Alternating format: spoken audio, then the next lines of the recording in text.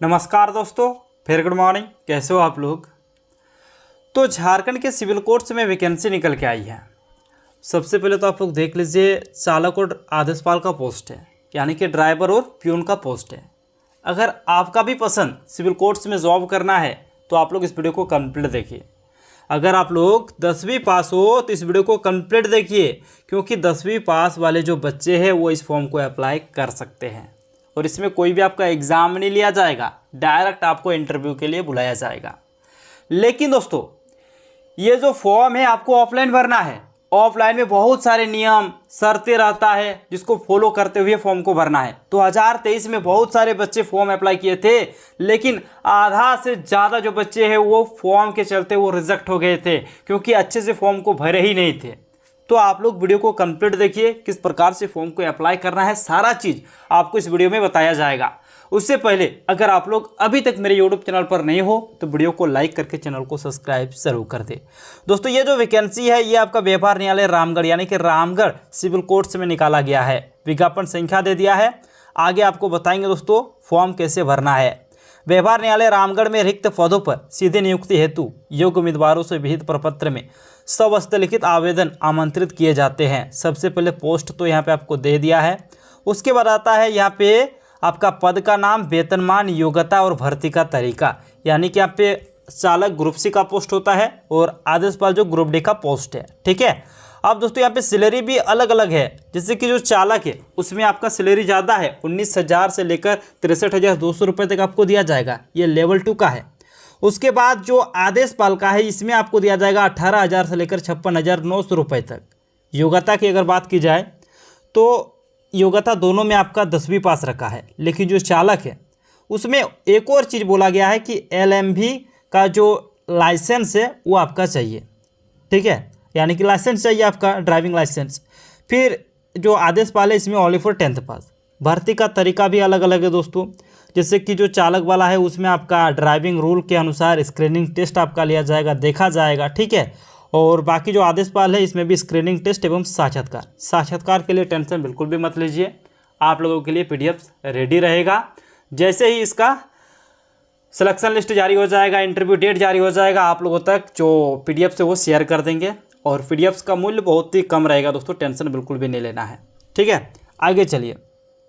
क्या बोला है, उम्मीदवार भारत का नागरिक हो, मानसिक शारीरिक रूप से स्वस्थ हो, नैतिक चरित्र अच्छा हो एवं किसी आपराधिक आचरण वाले किसी मामले में वांछित या सजा या फता न हो तथा विवाहित होने की स्थिति में उनका एक से अधिक जीवित पत्नी या फिर पति ना हो। यानी कि यहाँ पे आपको साफ साफ बता दिया गया है कि सबसे पहले तो आपको भारत का नागरिक होना चाहिए, उसके बाद मानसिक शारीरिक रूप से आपको स्वस्थ होना चाहिए, आपका जो कैरेक्टर है वो भी आपका अच्छा होना चाहिए।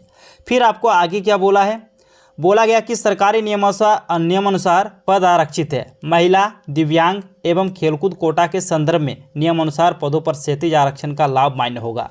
अब दोस्तों आता है आपका जो एज है। ठीक है, एज चलिए मैं आपको क्लियर कर देता हूँ। उपरोक्त पदों पर उम्मीदवारों की उम्र सीमा दिनांक 6 सितंबर 2024 को कम से कम 18 वर्ष तथा सामान्य जाति के उम्मीदवार जिसका अधिकतम आपका 35 वर्ष रखा गया है। महिलाओं के लिए अधिकतम 38 वर्ष एवं अनुसूचित जनजाति पुरुष महिला के लिए अधिकतम 40 वर्ष होनी चाहिए। उम्मीदवारों की उम्र सीमा एवं आरक्षण की सुविधा झारखंड राज्य द्वारा निर्धारित नियमावली के अनुसार होगी तथा आवेदक की सेवा शर्त व्यवहार न्यायालय नियमावली के अनुसार होगी। यानी कि जो आपका दोस्तों बोला गया है जो एज लिमिट है वो आपका न्यूनतम 18 वर्ष होना चाहिए। ठीक है। फिर आपका अधिकतम जो गवर्नमेंट रूल के हिसाब से दिया जाता है वो आपको इसमें भी देखने को मिलेगा। जो जनरल है उसके लिए 35, महिलाओं के लिए 38 और ST SC जो मेल फीमेल दोनों है उसके लिए 40 है। ठीक है, तो ये हुआ क्लियर। आगे चलिए। आगे दोस्तों यहाँ पे आपको बता दिया है कि किस प्रकार से फॉर्म को अप्लाई करना है और कब तक अप्लाई करना है। उम्मीदवार अपना सवस्तलिखित आवेदन पत्र एवं प्रवेश पत्र देवनागरी लिपि में प्रधान जिला एवं सत्र न्यायाधीश रामगढ़ को संबोधित करते हुए विहित प्रारूप में अधो हस्ताक्षरी के कार्यालय में दिनांक 6/9/2024 तक स्वयं या निबंधित डाक या फिर स्पीड पोस्ट द्वारा कार्य दिवस को प्रातः 10:30 बजे से शाम 5 बजे तक जमा कर सकते हैं। उपरोक्त तिथि के उपरांत प्राप्त होने वाले आवेदन पत्र स्वीकार नहीं किए जाएंगे। यानी कि आपको फॉर्म को भर लेना है 6 सितंबर 2024 से पहले और निबंधित डाक हो या फिर स्पीड पोस्ट जो भी है अपना अप्लाई कर लेना है। ठीक है, उसके बाद आपका मान्य नहीं होगा, यानी कि 6 के बाद अगर आप लोग अप्लाई करते हो तो फिर मान्य नहीं होगा। आवेदक पत्र के साथ 3 पासपोर्ट साइज का फोटोग्राफ संलग्न करें, जिसमें एक आवेदन पत्र पर, दूसरा प्रवेश पत्र पर सटा रहना चाहिए एवं तीसरा अतिरिक्त होगा। सव पता लिखा लिफाफा 25 सेंटीमीटर गुना 11 सेंटीमीटर प्रवेश पत्र पर निर्गत करने हेतु जिस पर 40 रुपये का डाक टिकट सटा हुआ हो, आवेदन पत्र के साथ संलग्न करें। यानी कि यहाँ पे आपको बता दिया है कि आपका 40 रुपये का डाक टिकट भी चाहिए भाई। ठीक है, चलिए आगे। अब जो नियम और जो शर्तें हैं वो लागू हो जाएगा। अब चलिए मैं आपको बताता हूँ, देख लीजिए। उम्मीदवार एक आवेदन पत्र पर केवल एक ही पद के लिए आवेदन कर सकते हैं। यानी कि यहाँ पे 2 टाइप का पोस्ट है ना, एक चालक है और दूसरा आदेशपाल। अगर आप चाहते हो कि हम आदेशपाल का भी फॉर्म भरेंगे और चालक का भी फॉर्म भरेंगे, तो इस प्रारूप में आपको अलग अलग फॉर्म को फिल करना होगा। ये नहीं कि एक ही लिफाफे में दोनों पोस्ट का नाम डाल दिए तो फिर आपका फॉर्म होगा रिजेक्ट। तो आपको अलग अलग फॉर्म को भरना है। फिर आगे चलिए, यहाँ पे आपको क्या बोला है कि उम्मीदवार द्वारा नियुक्ति प्रक्रिया को किसी भी रूप से प्रभावित करने के प्रयास को उनकी अयोग्यता मानते हुए उनकी अभ्यर्थना तत्काल प्रभाव से रद्द कर दी जाएगी। सबसे जरूरी जो चीज़ है दोस्तों, लिफाफा का, लिफाफे के ऊपर विज्ञापन संख्या, आवेदित पद का नाम एवं श्रेणी बड़े बड़े एवं साफ अक्षरों में लिखा जाना आवश्यक है। यानी कि लिफाफे के ऊपर में जो विज्ञापन संख्या होता है, जो विज्ञापन संख्या आपको लिफाफे के ऊपर में स्पष्ट रूप से लिखना है, बिल्कुल ही साफ साफ। आवेदित पद का नाम लिखना है आपका, जो बड़े बड़े एवं साफ अक्षरों में लिखना है। ठीक है, ये आपको बता दिया गया है। फिर आगे क्या बोला है देख लीजिए, कहाँ पे भेजना है, आवेदन भेजने का पता निबंधित डाक, स्पीड पोस्ट या हाथों हाथ कहाँ पे भेजना है, तो देख लीजिए यहाँ पे आपको भेजना है सेवा में प्रभारी न्यायाधीश व्यवहार न्यायालय छतरपुर मांडू रामगढ़ झारखंड, पिन कोड दे दिया, यहाँ पे आपको भेज देना है। फॉर्म आ गया भाई। फॉर्म में क्या बोला है, सवस्तलिखित आवेदन पत्र निम्नलिखित प्रपत्र में निबंधित डाक द्वारा अथवा हाथों हाथ भेजे, तो ये भी आपको बता दिया है। सबसे पहले तो राजपत्रित प्राधिकारी द्वारा अभी प्रमाणित पासपोर्ट आकार का फोटो चिपकाना है। आवेदक का नाम डालिए हिंदी में और अंग्रेजी में, पिता पति का नाम डाल दीजिए, जन्मतिथि डाल दीजिए। ठीक है, ये सब में आपको बिल्कुल ही गलत नहीं करना है। और एक पद का नाम है दोस्तों, ऊपर में यहाँ पे पद का नाम डाल देना है, किस पद के लिए आप फॉर्म को अप्लाई कर रहे हो। अस्थायी पता डाल दो भाई, आपका जो डेट है वो दिनांक डाल देना है और डेट आपका डाल देना है। पत्राचार का पता कहाँ पे हो उसका भी दे देना है दोस्तों। ठीक है, पिन कोड के साथ डाल देना है। मोबाइल नंबर यदि कोई हो, मोबाइल नंबर तो डालना ही है दोस्तों, मोबाइल तो अभी हर किसी के पास है, तो मोबाइल नंबर अपना डाल देना है। जो यूज करते हो वही वाला डालना है।